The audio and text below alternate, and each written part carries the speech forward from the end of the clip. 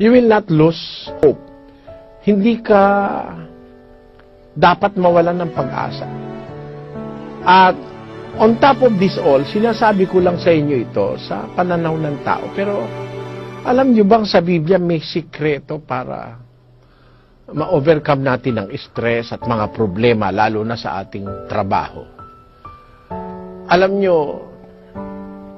mayroong sinasabi sa Biblia na nagpapakita sa ating talagang dumadating ang problema. Pakinggan nyo ang Filipos 4:6. Ganito ating mababasa. Babasa po ako. Huwag kayong mga balisa sa anumang bagay. So maraming bagay na maaring ikabalisa ng tao.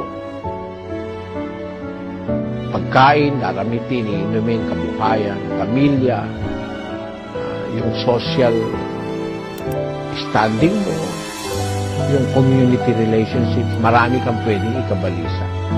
At ang malaking bulto nito sa pamilya at sa trabaho. Pero mayroong sinasabi ang salita ng Diyos, huwag kayong mga balisa sa anumang bagay, kundi sa lahat, nakita niyo yun? Sa lahat ng mga bagay, sa pamamagitan ng panalangin at daing na may pagpapasalamat, ipakilala ninyo ang inyong mga kahilingan sa Diyos.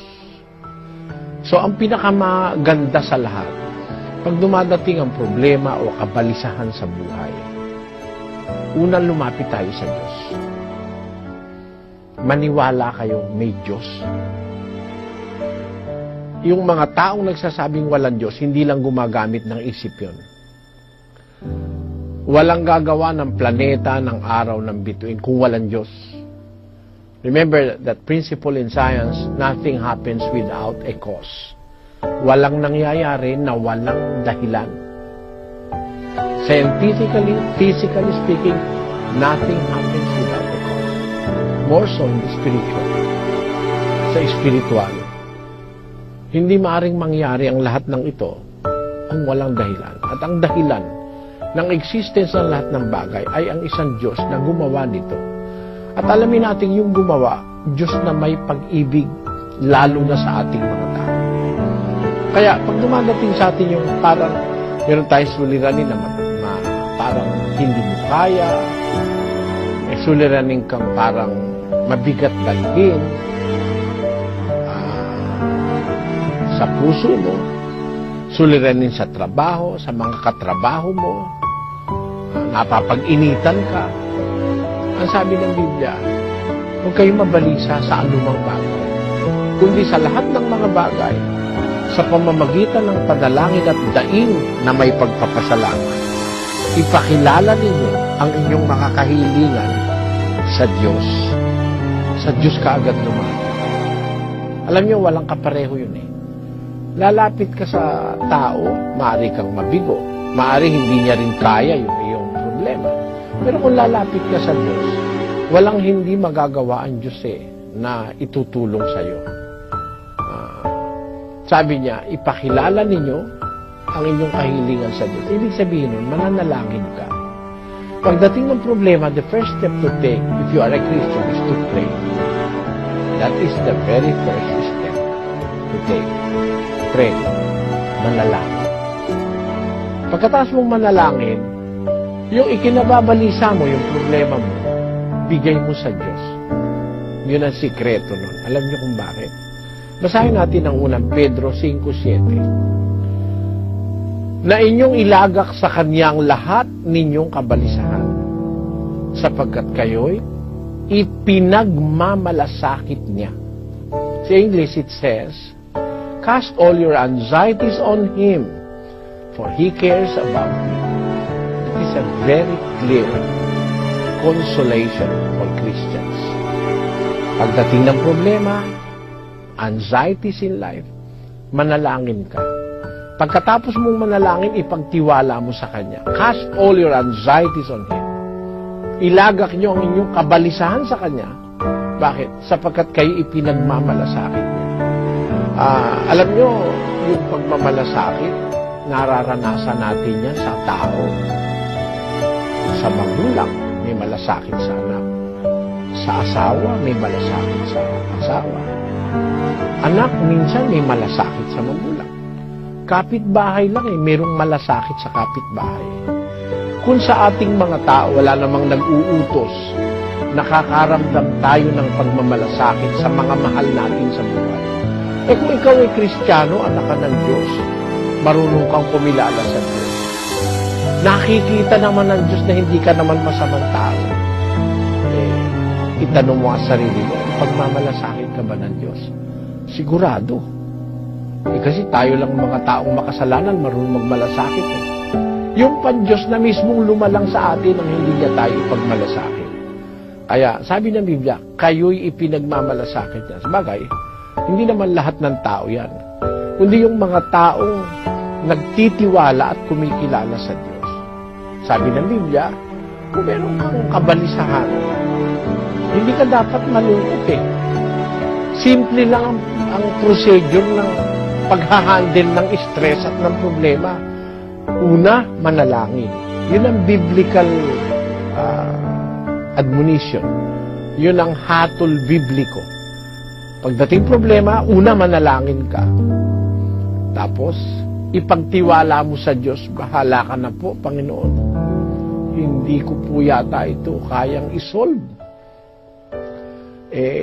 Parang wala po akong maisip na pambayad sa aking mga utang. Turo mo sa akin ang gagawin ko. Bahala ka na po. Bigay mo sa Kanya yung anxieties. Sapagkat, ipinagmamalasakit niya kayo, ang sabi ng kasulatan. Nais ka sa iyong burden. Knowing that there is somebody powerful and big enough and greater than all your problems. Mas malaki ang Diyos kaysa sa lahat ng problema ng tao. He is greater than the greatest problem of humanity. Kaya niyang isolve yan. Personally, He will attend to your problem. Pare, hindi kayo maniwala, pero nasa Biblia po yun. Kayo'y ipinagmamalasakit niya. Sinasabi yan ng dakilang apostol na si Pedro. At kung ipinagmamalasakit tayo ng Diyos,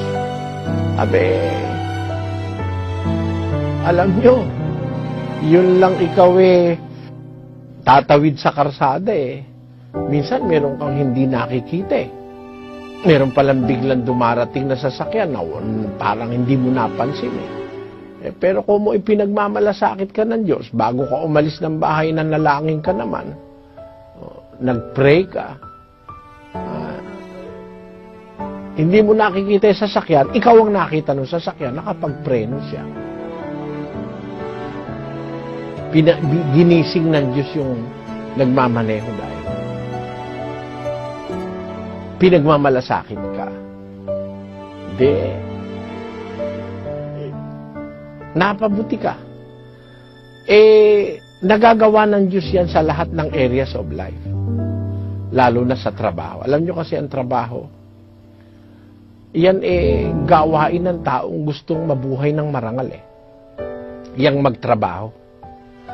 Kaya nakikita ng Diyos yung mga taong devoted sa pagtatrabaho para sa pamilya. Alam ng Diyos pag iningatan ka niya, tinulungan na rin niya yung pamilya mo. Kung mahal ka ng Diyos, mahal niya rin yung pamilya mo. Ipinagmamalasakit ka, ipinagmamalasakit din yung pamilya mo. Ano bang problema ang malaki na hindi kaya kang tulungan ng Diyos? Yun ang punto ron, mga kapatid. Kaya, kung tayo lang sasangguni sa Biblia, maiis tayo magiginhawahan tayo dun sa ating burden. Halimbawa, meron kang kasama sa trabaho, chismoso, inggitero, intrigero, intrigera, pakialamera, manalangin ka sa Diyos, sana po buksan mo isip nitong aking kasama sa trabaho. Tapos bahala na ang Diyos, siya na, huwag kang gaganti kung ano man ang ginawa sa iyong masama. Paubayan mo sa Diyos, panalangin mo pa siya. Sabi nga ng Panginoong Jesus ibigin nyo inyong kaaway, idalangin ninyo sa inyo'y nagsisiusig. 5:44 ng Mateo. Pag idinalangin mo sa Diyos yun, at liwanagan ng Diyos ang isip nun, baka maging kaibigan mo pang matalik yun eh. Marami na po akong karanasang ganyan. Yan po ay nasa Biblia. At naniniwala akong ang salita ng Diyos ay makapangyarihan sa sasampalataya at maniniwala dito. Walang problemang napakabigat at walang suliraning napakabigat para sa isang sumasampalataya sa Diyos. Remember the saying, faith can move mountains. Kahit na bugabundok na kung ano-ano salimuot sa buhay, yan po sa pananampalataya natin sa Diyos ay masusolve ang mga problema na yan. Lagi tayong umasang may Diyos at ang Diyos na yan ay mapagmalasakit. Nagmamalasakit sapagkat mahal niya tayo, siya ang lumikha sa atin. Lalo na kung tayo sumasampalataya sa Kanya, kinikilala niya tayong Kanyang mga anak, hindi siya magkukulang ng pagmamalasakit at ng pagtulong. Sabi niya, hindi ko kayo pababayaan. Nakasulat yan sa Hebreo Kapitulo 13, versikulo 5. Mangilag kayo sa pag-ibig sa salapi. Mangagkasya kayo sa inyong tinatangkilik, sapagkat siya rin ang nagsabi, sa anumang paraan hindi kita papagkukulangin. Sa anumang paraan, hindi kita pababayaan. Yun ang assurance ng Diyos sa sumasampalataya sa Kanya. Hindi kita pagkukulangin, hindi kita pababayaan. Pag ang Diyos ang nagsabi, hindi Kanya pababayaan, sigurado yun dahil hindi naman nagsisinungaling ang Diyos at ang Diyos ay hindi maaaring magsinungaling. Hanggang dito, maraming salamat sa inyo.